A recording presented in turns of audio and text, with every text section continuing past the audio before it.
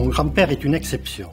Il fait partie de ce petit pourcentage de poilus qui, revenus de la guerre sains et saufs, ont pu en parler et raconter ce qu'ils avaient vécu. Ainsi, toute sa vie, il a fabriqué un récit que j'ai qualifié d'homérique. C'était sa guerre de Troie à lui. À l'âge de 76 ans, il a été terrassé par une crise cardiaque. Au bout de quelques semaines, du fond de son lit, il a décidé de mettre par écrit son récit. Cela fut fait en 6 mois, sans aucune note, avec seulement l'aide de sa mémoire.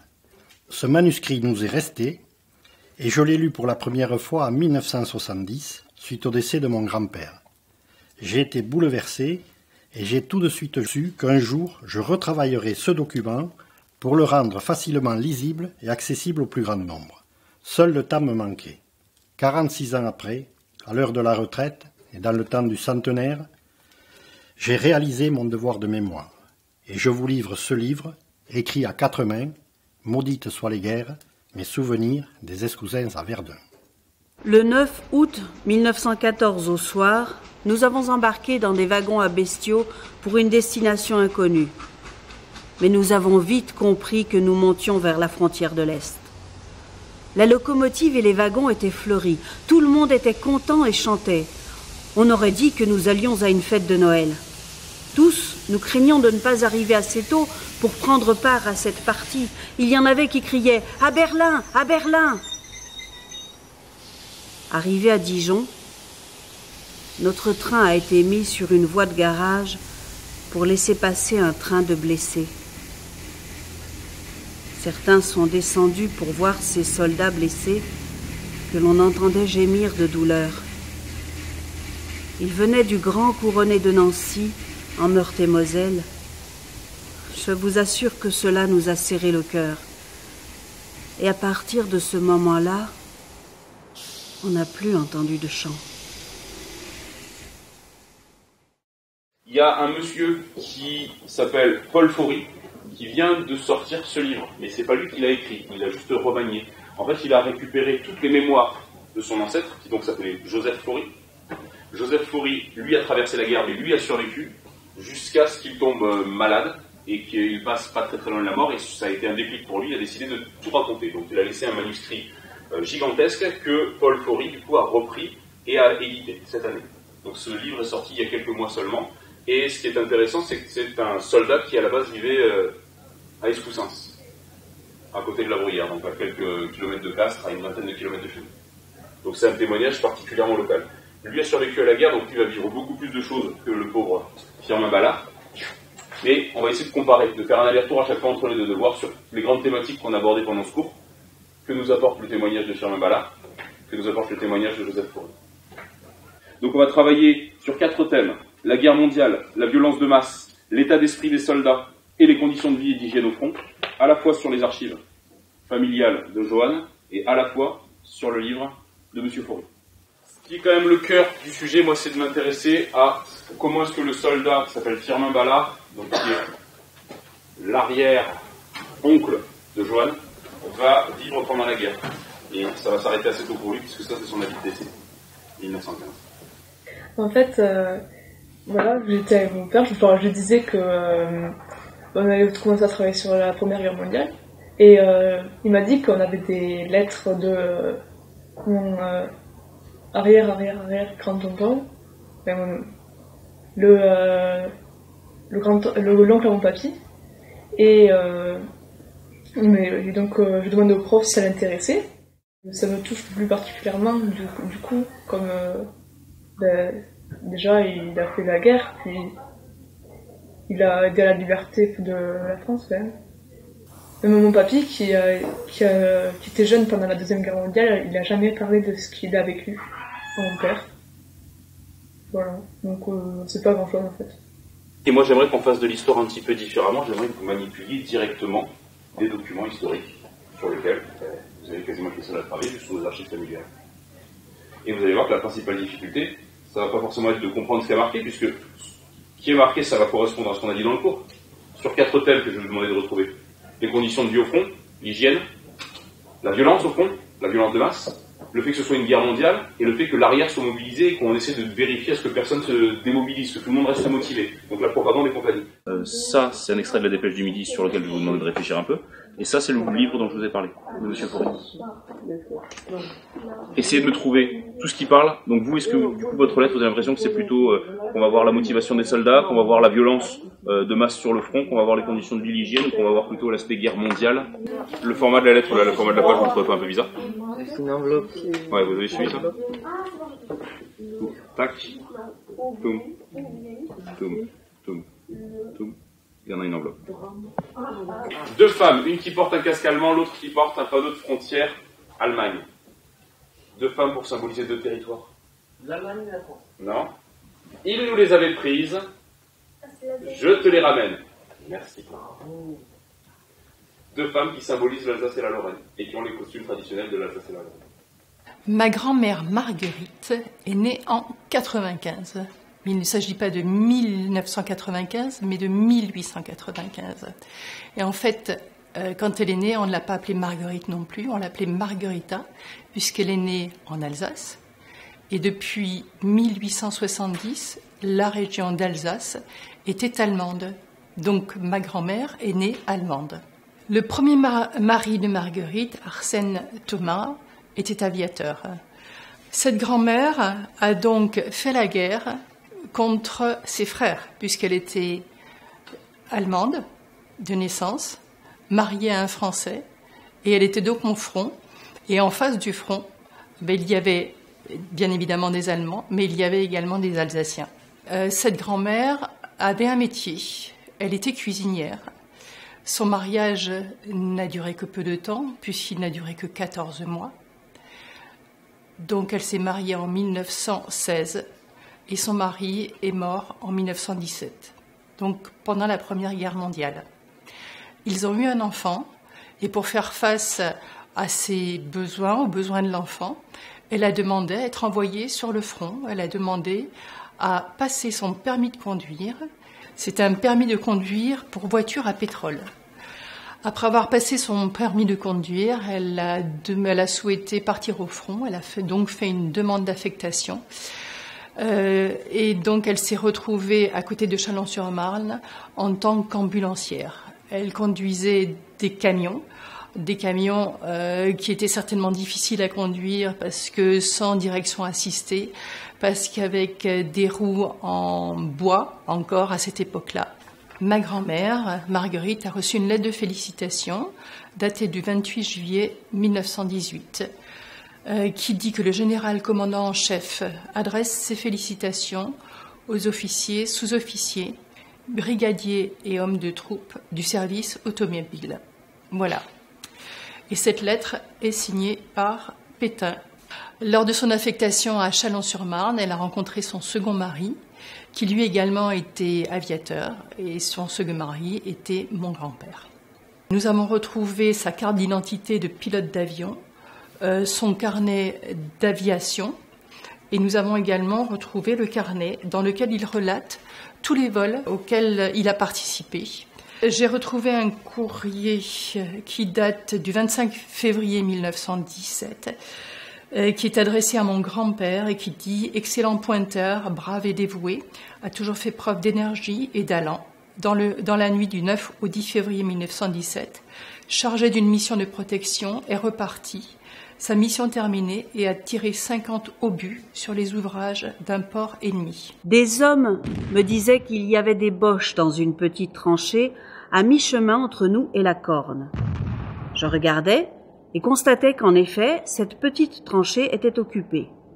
J'avertis le capitaine qui prit la décision de monter à l'assaut de cette tranchée au pas de charge, baïonnette au canon. Et nous voilà partis vers les Boches.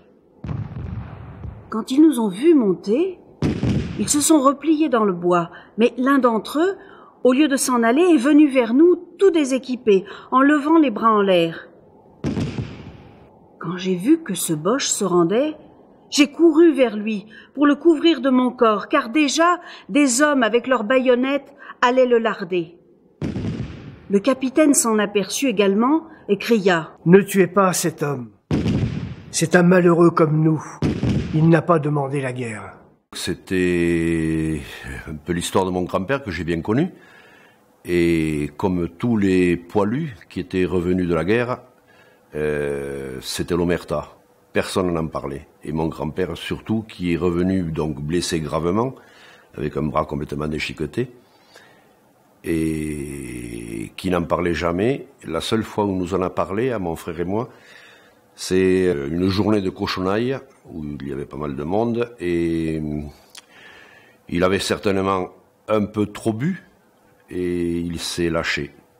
Il était à Verdun, et sur l'assaut d'une tranchée ennemie, un obus était tombé, et il avait été enseveli, et c'est ce qui lui a sauvé la vie, parce qu'il serait resté plus de 24 heures, donc recouvert de boue, qui lui a évité l'hémorragie. Récupéré ensuite par les Allemands, soigné par les Allemands, en Allemagne, ensuite prisonnier, avec une reconnaissance vis-à-vis des Allemands, qu'il avait soigné. La bombe ou la grosse Bertha, comme il disait, l'avait presque tué, et les Allemands l'avaient sauvé. Il n'avait pas d'animosité contre les soldats allemands, parce qu'il s'était rendu compte qu'ils étaient à la même enseigne qu'eux. Et donc, à la limite, c'était des frères de boucherie, quoi. Nous sommes allés en réserve à la fontaine du père Hilarion, une maison forestière d'en bois, le prêtre. Là, un grand abri, avec de gros rondins, nous protégeait des éclats d'obus, et c'était déjà quelque chose. Dans le ravin, les Français occupaient un versant et les Allemands l'autre. Mais tout le monde était obligé d'aller prendre l'eau au petit ruisseau qui coulait au fond du ravin. Les hommes qui étaient là nous ont raconté qu'ils avaient vu les Boches venir prendre l'eau. Ils n'avaient pas tiré, et les Allemands non plus. Un jour, ils ont mis une miche de pain à l'endroit où ils prenaient l'eau. Et le lendemain, quand ils sont revenus, la miche n'y était plus. Mais à la place, il y avait un beau paquet de cigares. Ils m'en ont offert un que j'ai fumé avec plaisir. Qu'est-ce qui se passe à côté d'eux, du combat, de cette vie quotidienne dans les tranchées? Qu'est-ce qui se passe? On va te faire répéter parce que je ne suis pas sûr que ceux du fond aient entendu. Oui, Victor, tu disais. Quand ils avaient changé le pain avec les cigares là à côté de la rivière. Oui, vous vous souvenez dans le texte qu'on a lu, effectivement, lorsque les soldats échangent du pain contre des cigares à la rivière, plutôt que de se tirer dessus. Effectivement, il y a des moments d'échange. Hein. Pourquoi il y a des échanges entre les soldats? Pour souhaiter bonne chance aux autres. Pour souhaiter bonne chance, mais surtout parce que... Eux, ils ont pas trop envie de tuer, c'est juste que c'est des ordres. Voilà, ils sont là. On leur a dit qu'il fallait être là, qu'il fallait se battre, qu'il fallait tuer l'ennemi parce qu'il nous empêche d'être où on devrait être. Mais eux... C'est pas notre... C'est pas la faute des soldats. Mais les soldats n'y sont pour rien, d'accord? C'est que la faute des officiers. Voilà, ce sont les officiers qui commandent, ce ne sont pas les soldats. Les soldats, ils obéissent. Moi, ce qui m'a marqué le plus dans la guerre 14-18, c'est tous les morts qu'il y a eu. Il y a eu vraiment beaucoup de morts. Aussi, il y a eu beaucoup de tristesse pour les familles. Et moi aussi, j'ai ressenti de la tristesse. J'ai trouvé ça aussi intéressant entre les Allemands et les soldats allemands et français qui parfois ils se voyaient et voilà. Vous voyez que ça c'était un obus. Alors bien sûr, est-ce qu'il avait cette forme au début? Non, il n'avait pas cette forme. Au début c'était un tube, effectivement. Là, pourquoi est-ce qu'il a cette forme? Ils l'ont gravé. Oui, tout à fait. Les soldats qui étaient au front n'étaient pas en permanence en train de se battre. D'accord? De temps en temps, ils avaient du temps pour eux, entre deux vagues d'assaut, et qu'est-ce qu'ils faisaient? Eh bien, une de leurs activités était tout simplement de graver les obus. Hein? Alors dessus, qu'est-ce qu'il y a marqué?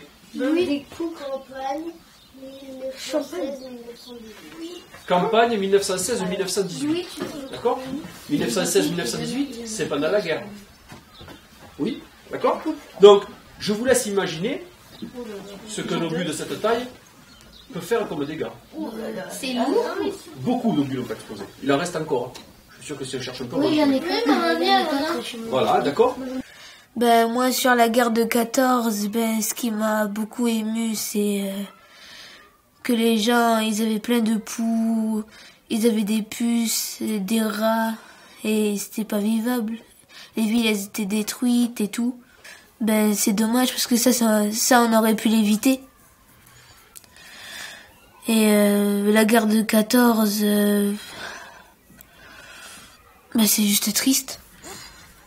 Quel, à votre avis, est l'autre élément de réponse qui permet de dire que ces combats sont très meurtriers? Parce que les soldats, ils viennent sur le No Man's Land pour essayer de prendre les premières lignes. Ils se font tirer dessus et les survivants, ils retournent vite pour pas se faire tuer. Voilà. Souvenez-vous ce que l'on a vu quand on a lu le livre. Vous vous souvenez? Quand on a lu le livre, qu'est-ce qui se passait? Ben, il disait tout d'abord, il y avait un tir de barrage. Un coup de tir d'artillerie, un coup de tir de barrage pour empêcher bien sûr les autres d'avancer. Ou alors, quand les autres avancent, et bien tout simplement, ici ils sont là dans la tranchée, ils les attendent et ils tirent dessus. Deuxième élément, beaucoup d'attaques. Beaucoup de morts. Qui causent bien sûr beaucoup de morts, avec peu de gains de territoire.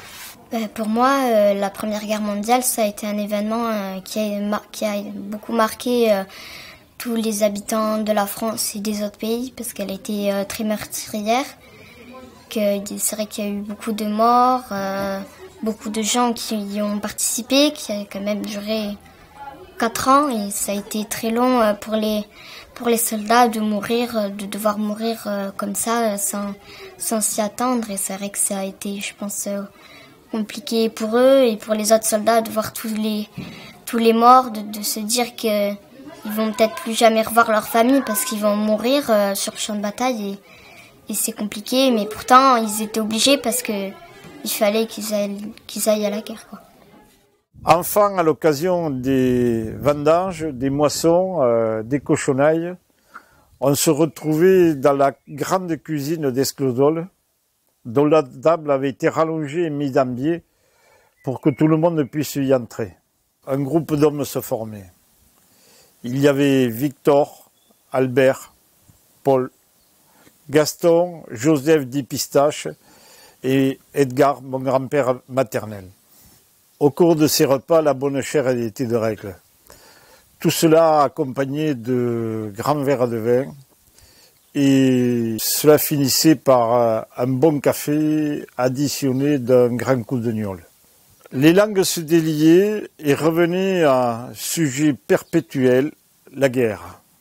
Serions-nous toujours en guerre?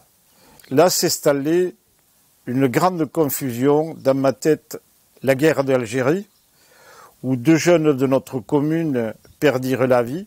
J'avais assisté à leurs obsèques et avait vécu le désespoir de leurs parents.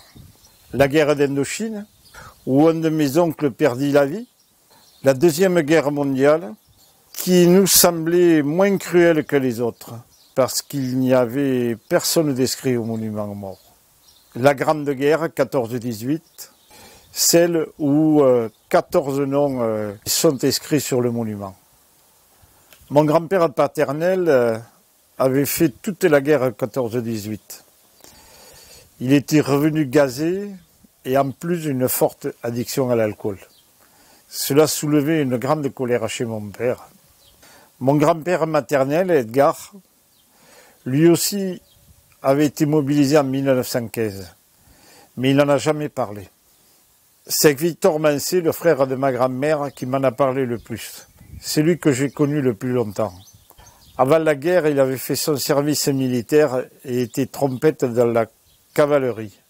Mobilisé en août 14 et affecté dans un régiment de dragons à cheval, il me disait, quand engagés dans la bataille avec nos pantalons rouges et nos casques luisants, on était tirés comme des lapins. Et ma survie n'a tenu qu'à une chute de cheval, chute qui avait endommagé ma jambe gauche. J'ai été retiré du front.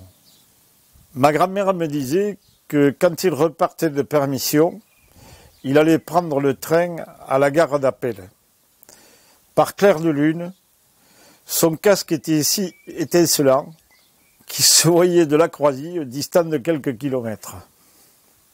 Comme c'était la fête à la ferme où on tuait le cochon, il en avait peut-être profité un peu pour boire plus que de coutume. Donc c'est peut-être ça qui a fait il s'est lâché un tout petit peu, mais il s'est lâché en pleurant. Et ça, nous, on devait avoir 12-13 ans. Et c'est un souvenir qui me restera toute ma vie, quoi, de voir le pépé dans cet état. Alors que nous, c'était quelqu'un qui avait fait la guerre de 14, et donc c'était le vainqueur, à cet âge-là, c'était le vainqueur, donc c'était un demi-dieu. Et on s'est aperçu ce jour-là que ce n'était qu'un homme. Les jours passaient et Noël est arrivé. Le capitaine nous a envoyé des poulets, des gâteaux, quelques bouteilles de vin vieux, du champagne et des gros cigares. En retour, nous lui avons fourni, ainsi qu'aux hommes de cuisine, des lapins. Durant la nuit de Noël, nous ne pouvions laisser les positions sans surveillance. Nous sommes donc restés sur place et nous avons passé une nuit blanche. À minuit, nous avons réveillonné et il ne manquait rien. J'avais fait faire un bon plat de daube comme chez nous dans le midi. Et je vous certifie qu'avant le matin, tout le monde chantait. Le lendemain, seuls les hommes de veille se sont levés. Tous les autres ont fait la grasse matinée. C'est l'homme de soupe qui nous a réveillés à l'heure de se mettre à table, sans grande faim. Ceux qui avaient l'autorisation de sortir au bistrot le samedi soir, ils jouaient à la manille ou à la belote, et ils en profitaient pour picoler un peu. Et le dimanche matin, donc les femmes allaient à la messe, et pendant qu'elles étaient à la messe, donc les hommes se retrouvaient au bistrot. C'était la seule occupation qu'ils avaient, donc pour essayer de penser à autre chose. Mais moi je me souviens pas, je me souviens de ce dimanche, même du samedi soir où on commençait à être ado, donc on allait les voir donc au bistrot, jouer à la belote, mais on ne parlait pas de la guerre non plus. Pour le 1er de l'an 1917, le capitaine avait permis à quelques hommes de descendre pour passer la journée au village. Nous y sommes allés, nous nous sommes souhaités une très bonne année avec de forts serrements de main. Nous avons mangé et bu toute la journée pour nous réchauffer du grand froid et nous nous disions, est-ce que cette année sera la dernière? On était fatigués par cette drôle de guerre. Couchés en plein champ, dans des sapes froides, humides, des abris malsains au milieu des poux, des gros rats, des balles, des grenades, des obus et des gaz asphyxiants. Croyez-moi, le poilu a souffert physiquement et moralement, surtout dans l'infanterie. Il y avait aussi ceux qui sont revenus donc intacts de la guerre, comme par exemple donc Joseph Faury, mais c'était pas le seul. Ils avaient peut-être une certaine honte à être revenus sains et saufs, alors que 50% des appelés, des poilus du village, donc, y étaient restés. À cette période-là, je suis allé aux cuisines me faire couper les cheveux par l'agent de liaison. Je l'ai trouvé en train de pleurer et il m'a dit « Je viens de recevoir une lettre de mon père. Il m'annonce la mort de mes 2 frères. » Il était allé au bureau du colonel pour solliciter une permission. Et le capitaine lui avait promis de lui en établir une. En me coupant les cheveux, il me dit « Tu verras que moi aussi, je serai tué avant de revoir mes parents. » Et il pleurait. Moi, je le consolais de mon mieux, mais rien à faire. Il était complètement démoralisé. Combien en ai-je vu comme lui, qui avait le cafard et qui disait « Si je monte à l'assaut, je serai tué. » C'était rare s'il revenait vivant, car le moral n'y était plus, et il prédisait leur destinée. Avant de remonter en ligne, le capitaine achetait beaucoup de choses pour nous les gradés. Du fromage, des sardines, du chocolat. Il nous disait: j'ai besoin de vous, les sous-officiers. Les hommes, je m'en fous, ils peuvent tous crever. Quand j'en manque, je fais une demande au dépôt. Arrivé traumatisé de la guerre, pendant 4 ans, la ferme était gérée par les grands-mères, par leurs femmes, qui du jour au lendemain se sont retrouvées à la tête de l'exploitation, petite ou grande, et qui ont pris la direction des affaires. Et cette direction des affaires, elles l'ont gardée même quand ils sont revenus.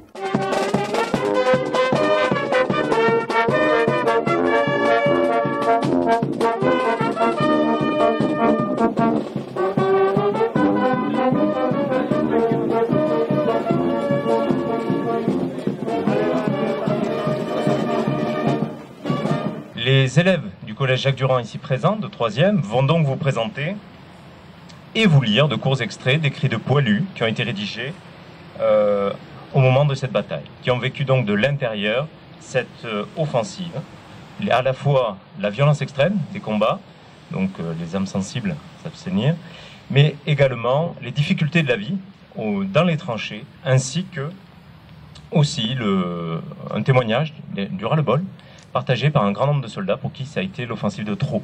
Gabriel Barré, sergent au 127e régiment d'infanterie, laisse un témoignage saisissant du chemin des dames avant et pendant l'offensive d'avril 1917, sous la forme de photographies commentées et de notes. Mobilisé dès le mois d'août 1914 dans la Creuse, il est présent dans l'Aisne au printemps 1916, puis à la fin de l'année après un passage marquant dans la Somme. Il reste sur le chemin des dames jusqu'au 22 avril 1917, date à laquelle il est blessé par éclat d'obus. Et moi, quand j'ai lu les textes, j'ai ressenti de la tristesse envers les familles, dire que ça n'allait pas bien. Les journaux disaient que les soldats se battaient bien, qu'ils allaient bientôt remporter la guerre, mais ce n'était pas du tout ça. Ils étaient vraiment en difficulté, les troupes françaises mouraient par milliers chaque jour. 19 avril 1917. Aux prises de danger inouïs, 2 hommes viennent d'aller chercher un peu d'eau. Depuis 90 heures, nous ne dormons pas. Nous sommes à bout, et dans quel état? Au milieu des cadavres, des excréments et d'une boue infecte qui s'agglutinent après nous. Pour ajouter à cette horreur, notre propre artillerie a pendant plusieurs heures ouvert dans nos rangs des brèches sanglantes en pleine fournaise. Nous crions désespérément. Il faut que cesse à jamais cette inacceptable monstruosité. J'ai choisi de lire ce texte parce que tout d'abord ça apporte plus de choses que le livre d'histoire, parce que le livre d'histoire c'est des points de vue par rapport aux historiens, tandis que dans ce texte c'est des points de vue vus par des soldats. La seule trace qui reste par rapport à cette Première Guerre mondiale, c'est une sculpture faite par un arrière et un grand-père, mais qui a malheureusement disparu. Arnaud Pomiro est un instituteur, marié et père de 2 filles et a rédigé 5 cahiers racontant son parcours à partir du 23 février 1915, date de sa mobilisation au 144e régiment d'infanterie, en tant que sergent. Au 32e corps, qui est à Coulanges, une véritable émeute se serait produite au cours d'une séance cinématographique. Des officiers présents s'étant interposés pour rétablir l'ordre auraient été conspués. Le colonel, le général de brigade, le général de division et le général de corps d'armée n'auraient pas eu plus de succès. On dit que c'est le 102e régiment d'infanterie. Dans un autre régiment, les poilus d'un bataillon seraient partis en permission sans titre. Celui-ci leur aurait été envoyé à domicile. Ce sont là des faits qui doivent faire réfléchir. Je pense que si une guerre avec une telle ampleur que celle de la Première Guerre mondiale devait se reproduire, elle serait beaucoup plus violente à cause de l'avancée scientifique, car peu de choses peuvent faire beaucoup de morts. Je pense aussi que les soldats de nos jours ont quand même plus de droits que ceux qui étaient forcés de se battre durant la Première Guerre mondiale. Paul Clairefeuille a 34 ans lorsque la guerre est déclarée. Marié, père d'un enfant et dans l'attente d'une nouvelle naissance, Il est écrit le 20 avril 1917. Nous passons 5 heures dans les boyaux, dans la nuit noire et toutes les embûches qui existent en ces lieux, sans compter l'eau, la boue, le froid et les ténèbres. Trous d'obus, fils de fer barbelés, on s'enfonce, on tombe, on se relève. Et comme ça, pendant 5 heures, avec chargement et munitions. Les canons n'ont pas cessé de tirer. Encore et toujours, le même bruit assourdissant. Le jour arrive pour nous faire découvrir de nouveaux cadavres. Quelques-uns, trop près de nous, sentent. Nous les reculons. Un obus tombe sur un groupe de 3 morts et en fait sauter un à l'air. Nous pensons, même morts, ils ne sont pas en paix. Au début, j'étais anxieuse, timide de devoir lire devant autant de personnes. Mais après, ça a coulé tout seul. Et quand j'ai lu cet extrait, j'ai trouvé que leurs conditions de vie étaient misérables. Et il est cité à la fin de cet extrait, par Paul Clairefeuille, que même les morts ne sont pas en paix, car ils ne sont pas respectés et ils n'ont pas le temps d'être évacués. Ils ont été marqués, je pense, pour toute leur vie. Pendant ces périodes, combien de pleurs, de gémissements, de grincements de dents, de grandes fatigues physiques et morales. La guerre de 1914-1918 a provoqué 1 500 000 morts et 3 millions de blessés.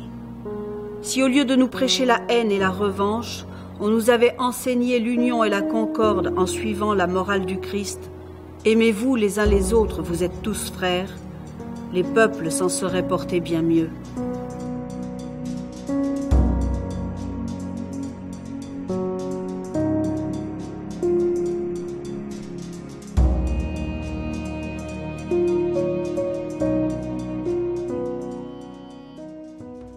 La génération future, frappée de stupeur, déconcertée par cette folie sanguinaire universelle, apprendra-t-elle par quelques plumes autorisées ces gestes de fraternité qui sont comme une protestation de révolte contre le sort fatal qui mettait face à face des hommes qui n'avaient aucune raison de se haïr. Pour l'honneur de notre génération, de la civilisation, de l'humanité, que ceux qui nous suivront en aient la révélation, ce sera pour les uns réconfort, pour les autres un exemple, une leçon, un avertissement sur le danger de déchaîner une nouvelle guerre. Blessés ou non, ça a été l'enfer pour eux, toute leur vie.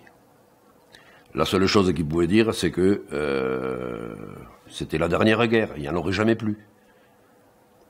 Et 20 ans après, on recommençait. Le message du maréchal Foch annonçant la fin de la guerre fut transmis par télégraphe au commandant en chef des différentes armées alliées le 11 novembre à 5h15. Les hostilités sont arrêtées sur tout le front à partir du 11 novembre, 11h, heure française. Les troupes alliées ne dépasseront pas, jusqu'à nouvel ordre, la ligne atteinte à cette date et à cette heure. Cet ordre fut retransmis par le général Boischu au régiment de la division à 7h15, accompagné de consignes particulières de prudence auxquelles le colonel Petit-Demange jugea utile de rajouter quelques recommandations supplémentaires. Que les hommes mettent un mouchoir au bout de leur fusil et crient en chœur de toute leur force « Vive la France » et chantent la Marseillaise.